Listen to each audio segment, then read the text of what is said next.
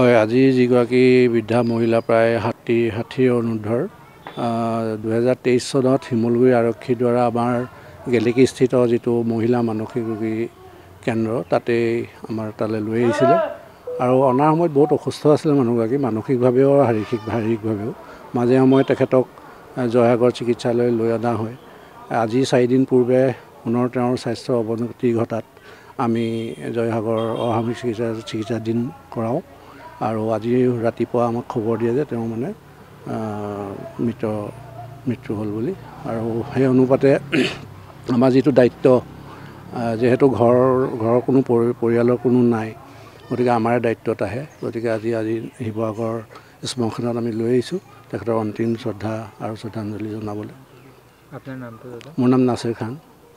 আগতেও আমি কেৰেলাৰো এগৰাকী আমি খবৰ পাই পেলাই আহিছিলোঁ, ইয়ালৈ অসমলৈ লৈ আহিছিলোঁ আৰু তেখেতৰ মৃত্যু হৈছিলে। আমি তেনেকৈ আমাৰ দায়িত্ব হিচাপে আমি কামখিনি কৰি গৈ আছোঁ।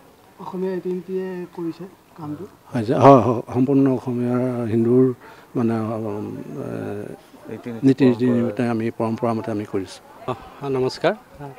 আমাৰ গতিকে শ্ৰদ্ধাৰ নাছিৰ খান দেৱৰ পুৱা মোলৈ ফোন আহিছিলে, যিহেতু তেখেতৰ আমাৰ যি নাজিৰাত থকা আমাৰ মানসিক বিকাৰগ্ৰস্ত কেন্দ্ৰৰ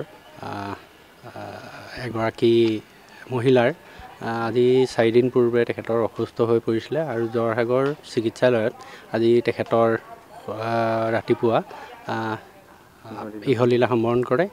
আৰু যিহেতু তেখেত এগৰাকী হিন্দু সমাজৰ নাৰী আছিলে আৰু নাছিৰদাৰ ফোন অহাৰ লগে লগেই মই শ্মশানলৈ আহি যিখিনি কৰিব লাগে আমাৰ হিন্দুৰ নীতি নিয়মৰ মাজত সম্পূৰ্ণ কৰ্ম কৰা হৈছে আৰু তেখেতৰ আমি ইয়াৰ পৰা সসন্মানে বিদায় দিয়া হৈছে।